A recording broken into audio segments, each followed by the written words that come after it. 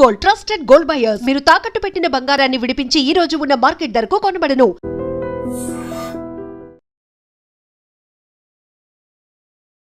నమస్తే రమ్మగారు. నమస్తే జయ. దివోదాస్ కథలో ఉన్నాము. ఈ మరి నలుగురు యువతుల్ని ఈ దివోదాస్ పెళ్లి చేసుకున్నాడా, ఆ పిల్లోడు దొరికాడా, ఏం జరిగింది? సరే, ఇది నడుస్తోంది. ఇతను ఏం చేశాడు, అనంగమోహిని తీసుకుని మణిగ్రీవుడు హిమశైలానికి వెళ్ళాడు. ఫ్రెండ్కి కూడా చెప్పాడు, అరే మనం వెళ్ళి అక్కడ ఈ అమ్మాయిని ఎంజాయ్ చేద్దాం, అమ్మాయితోటి అక్కడ వెళ్దామన్నాడు. ఆ హిమశైలం మీద పెట్టేసి ఇతను యువతలకు వచ్చి జలంధరుతో మాట్లాడేసరికి అనంగమోహిని చల్లగా అక్కడి నుంచి బయటికి వెళ్ళిపోయింది. ఇక ఇద్దరు వెళ్ళి చూశారు, కనపడలేదు. నేను వెతుకుతానని అతను మణిగ్రీవుడు వెతకటానికి వెళ్ళాడు. వెళ్ళి ఏమైంది, ఇప్పుడు హిమశైలం మీదే ఉన్నారు వీళ్ళు, హిమాలయాల మీదే.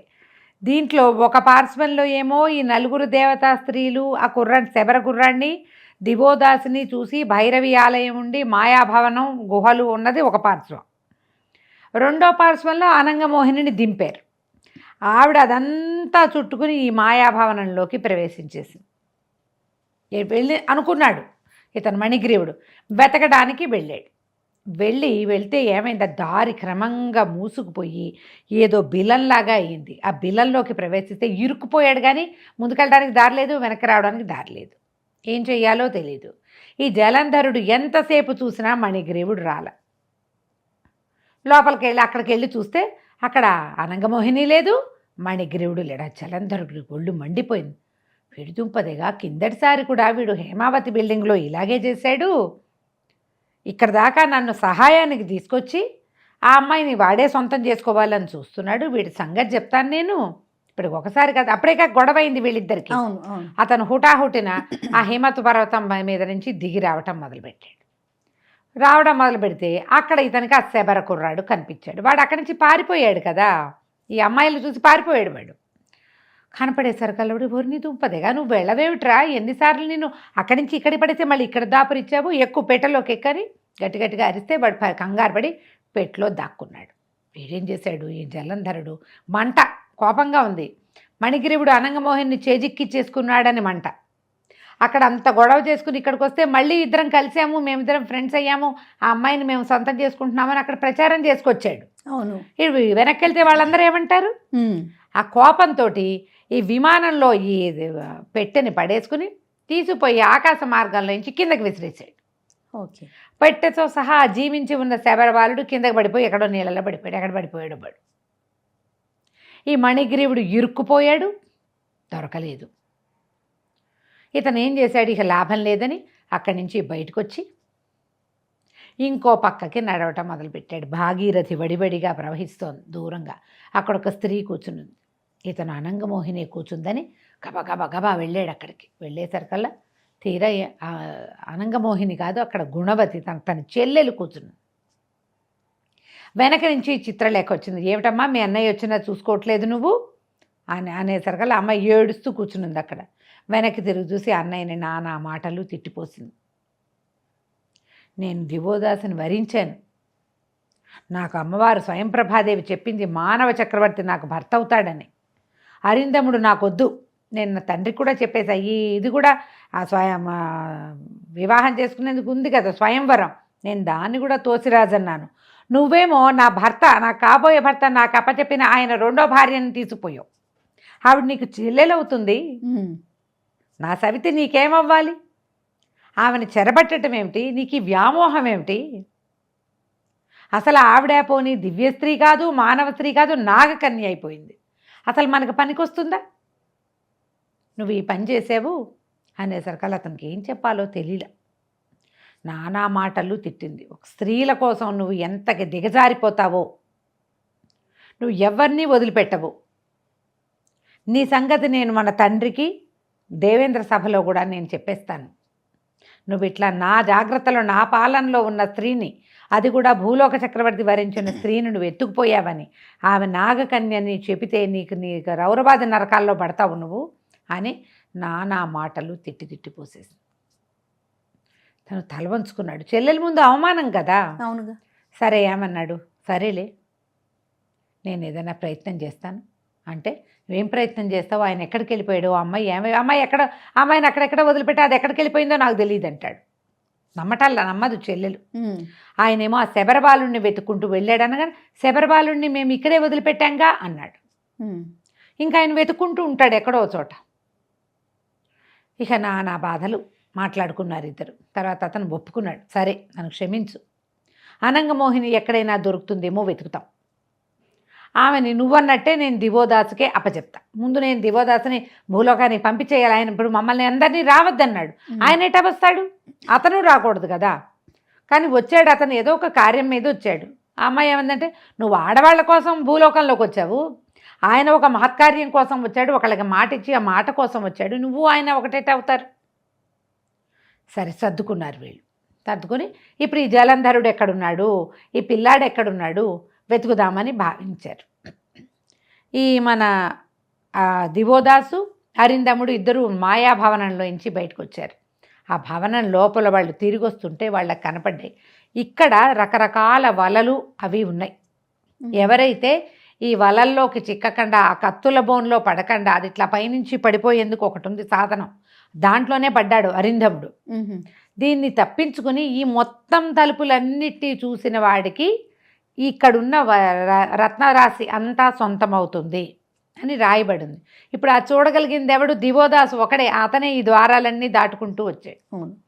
ఈ సంపద అంతా అతనికే దక్కుతుంది, అక్కడున్న 4 కన్యలు వీళ్ళకే దక్కుతారు. ఈ దక్కడం సరే, ఇప్పుడు ఏమైపోయింది, ఆ కుర్రాడు ఏమైపోయాడో వాళ్ళకి తెలియలే. అసలు అనంగమోహన్ సమాచారం లేదు ఆయనకి. ఆయన ఏమనుకుంటున్నాడు, నేను గుణవతి దగ్గర దాపెట్టాను అమ్మాయిని అనుకుంటున్నాడు. సరే వెతుక్కుంటూ ఈ కుర్రాడిని వెతుకుతూ వచ్చారు. వచ్చేసరికల్లా ఈ హిమశైలం అన్ని దిగి దాని పర్వత పాదానికి వెళ్ళేసరికల్లా అక్కడ వాళ్ళకి ఒక ముని కనిపించాడు. ఆ ముని కనపడేసరికల్లా అరిందముడు, ఇగో ఈ మునే, ఈయనే సర్పరూపంలో ఉన్నవాడు అని చెప్పాడు. చెప్పేసరికి దివోదాసు అతని దగ్గరికి వెళ్ళాడు. ఆయన కూడా గుర్తుపట్టాడు. యోగి రూపంలో కూర్చున్నాడు, సర్పంగా ఉన్నాము. ఆ రత్నచూడు యోగి స్వరూపంలో కనపడ్డాడుగా. ఈయన చూస్తుండగానే మాయమైపోయి పాముగా మారి పారిపోయాడు. వెళ్ళేసరికల్లా ఆయన పాదాలు పట్టుకున్నాడు. స్వామి, నువ్వు నన్ను రక్షించు, నువ్వు వద్దన్నా సరే నేను భూలోకంలోనే ఉండాల్సిన అవసరం ఉంది నాకు, నేను ఇక్కడే దాక్కుని ఉన్నాను అని చెప్పి మాట్లాడేసరికల్లా అప్పుడు దివోదాస్ అన్నాడు, అలాగే, కానీ నీ చేత కాటు వేయబడిన కుర్రాడిని శవాన్ని తీసుకుపోయింది ఈ గంధర్వుడు. అతని దగ్గర నుంచి కూడా ఈ కుర్రాడు తప్పించుకున్నాడంటే ఆయన ఏమన్నాడు, రత్నచూడు, అయ్యో ఆ కుర్రాడు నాకు లభించాడు, నేను చూశాను, నేను ఇక్కడ తపస్సు చేసుకుంటున్నాను, ఆకాశం నుంచి ఏదో ఒక పెట్టొచ్చి నీళ్ళల్లో పడింది, ఆ పడింది ఏమిటో చూద్దామని పెట్టె తీస్తే అందులో నాకు ఒక బాలుడు కనపడ్డాడు, వాడు నేను కాటేసిన శబరబాలుడే. నేను సర్పంగా ఉన్నప్పుడు నేను అతన్ని బయటికి తీసుకొచ్చాను, నేను కాటేశాను కదా, నువ్వు ఎట్లా బతికావు ఏమిటి అంటే వాడు ఈ కథ అంతా చెప్పుకొచ్చాడు. ఎవరో నన్ను తీసుకుపోయారు, నన్ను పెట్టెలో పెట్టారు, ఒక మహానుభావుడు ఇట్ట పెట్టె తెరిచాడు, ఆ పెట్టె తెరిచిన వాడిని చూశాడు. వాడు తెరిస్తే నాకు జీవం వచ్చేసింది, నేను ఆ పెట్టె పుచ్చుకుని పారిపోయాను, వాళ్ళు ఎవరో నన్ను తీసుకొచ్చి ముందు కొండల మీద పడేశారు, అక్కడి నుంచి 4 దేవతా స్త్రీలు కనపడ్డారు, మళ్ళీ ఇంకొకడు వచ్చి నన్ను తీసుకొచ్చి ఈ పెట్టెలో పెట్టి ఇక్కడ పడేశాడన్నాడు. ఈ కుర్రాన్ని నేనే దాచిపెట్టాను, ఇదిగోండి అని తీసుకొచ్చాడు. రత్నచూడుడికి భూలోకంలో ఉండటానికి అనుజ్ఞ లభించింది పూర్తిగా. ఇప్పుడు ఆయన ఇక్కడ తపస్సు చేసుకుంటూ ఉంటాడు. అతనే తను స్వయంగా కాటేసి చంపేసిన శబరబాలుని దివోదాసుకు తెచ్చి అప్పచెప్పాడు. ఇది వరకు బాగానే ఉంది. ఇప్పుడు అనంగమోహిని సరే ఆమె సంగతి చూద్దామని ముందు ఈ బాలుణ్ణి తీసుకొచ్చి ఈ శబరులకి అప్పచెప్పారు. వీడు జీవించే ఉన్నాడని అప్పచెప్పేసరికి వాళ్ళంతా సంతోషించారు. ఈయనకి అనంగమోహిని ఏమైంది అనేది తెలియలే. అయితే రత్నచూడు ఏం చెప్పాడంటే, మీరు కంగారు పడద్దు, అనంగమోహిని తన తండ్రిని చేరుకుంది. ఎలా చేరుకుంది అమ్మాయి? ఇప్పుడు ఈ మన మణిగ్రీవుడు ఆమెను తీసుకొచ్చి హిమశైలం మీద పెట్టాడు. ఆ అమ్మాయి అక్కడి నుంచి తప్పించుకుంది. అక్కడి నుంచి ఈ మాయా ఇది ఉంది కదా మహలు, తను చూశాడు ఈ గుహలు, ఆ గుహల లోపలికి ప్రవేశించేసరికల్లా అందులోంచి కొన్ని బిలాలు రసాతలానికి వెళ్ళిపోయే ఉన్నాయి. పాతాళానికి ఇప్పుడు మనకి భూమి కింద పాతాళం కదా, అతల వితల సుతల తలాతల రసాతల మహాతల పాతాళ లోకాలు ఉంటాయి వరుసగా, అన్నున్నాయి 7. పైకి కూడా భూలోక, భువర్లోక, సువర్లోక, తపోలోక, జటలోక, ఇవి కూడా పైకి లోకాలు ఉన్నాయి. ఊర్ధ్వలోకాలు 7, అధోలోకాలు 7. మధ్యలో మనం ఉన్నాం. అవి 6 ఈ 6 కాబోలు, లేదా అవి 7 ఈ 6.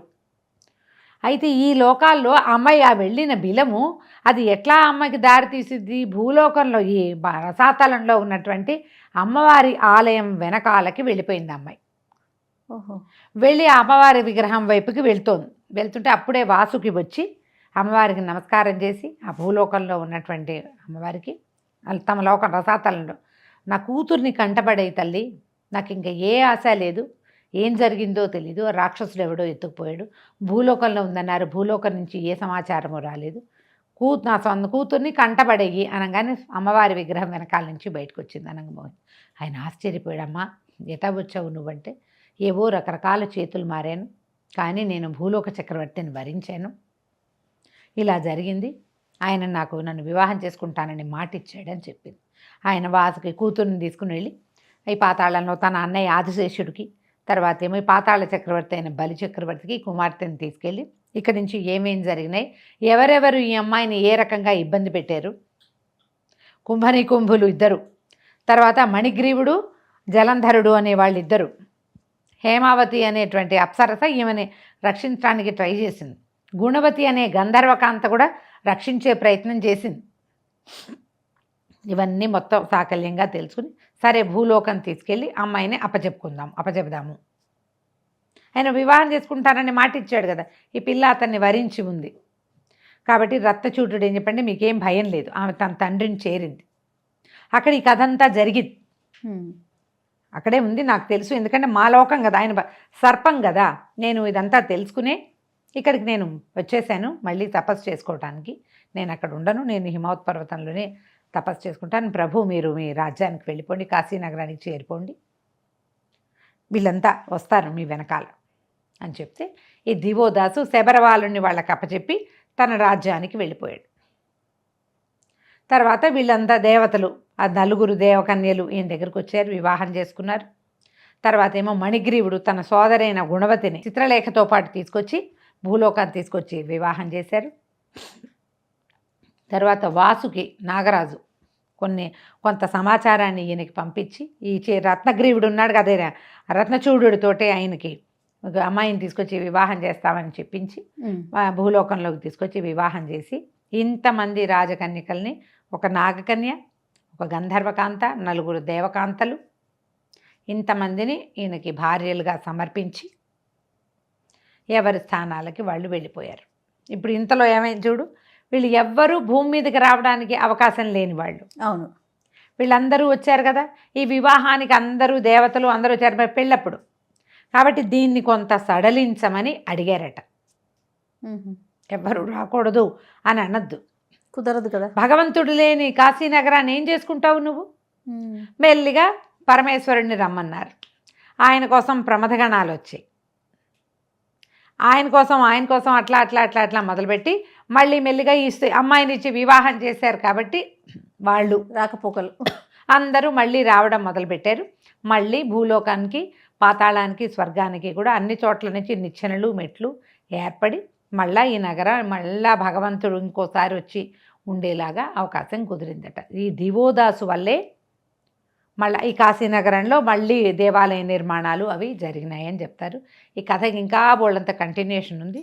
దివోదాసు ప్రతిజ్ఞ పూర్తయ్యే వరకే చెప్పదలుచుకుని అంత మటుకే చెప్తున్నాను నేను. కథ కంచికి మనం ఇంటికి. చాలా బాగుంది రమ్మ గారు, కాకపోతే నిదానంగా వినాలి. క్యారెక్టర్స్ చాలా ఎక్కువ ఉన్నాయి కాబట్టి ట్విస్ట్లు ఉన్నాయి, నిదానంగా వింటే చాలా బాగుంది. నమస్తే. నమస్తే. And for more videos, please subscribe to iDream. Please subscribe to iDream. Please subscribe iDream. And please subscribe to iDream. For more videos, subscribe to iDream. please like, share and subscribe to the channel. Congratulations, iDream. Subscribe to iDream. Subscribe to iDream. So subscribe to iDream Media. iDream ki iDream team andarki huge congratulations. Please subscribe iDream Media. Please subscribe to iDream. Subscribe iDream. Please subscribe to iDream. iDream అంటే నా కళల channel subscribe చేసుకున్నారు, నోరు తిరుగుతలేదు, మీరైతే గంట గుర్తు కొట్టండి. For more such videos, please subscribe to iDream. Subscribe to iDream. Please subscribe to iDream. Please subscribe iDream Media. Please do subscribe to iDream. Please subscribe to iDream Media. For best entertainment and information, please subscribe iDream. And don't forget to subscribe to iDream.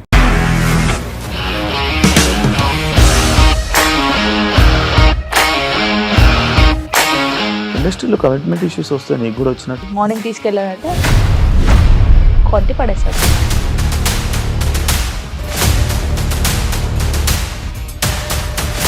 ఒక్కళ్ళు కూడా చూడలేదు ఈ cinema అని చెప్పడానికి కూడా చాలా ధైర్యం కావాలి. అది నిజం కదా, దాంట్లో ధైర్యం ఏంటి ఇది? నెక్స్ట్ డే ప్లేట్ మార్చేస్తే తప్పు కదా. As of now we're comfortable this అని నేను అనుకుంటున్నాను. రష్మిక గారిది మీది ఒకే ఊరు అంట కదా. నీకు కోపం వచ్చిందంటే బాగా తిట్టేత్తరా? తిట్టేద్దామండి. నిజంగా గేమ్ ని ఎలా చేంజ్ చేయగలిగారు? ఏపీఎస్ఎఫ్సి వాళ్ళకి 6 నెలల్లో నేను 6 లక్షలు కట్టా. బిజినెస్ చేయాలనుకుంటే it is as difficult as riding a tiger.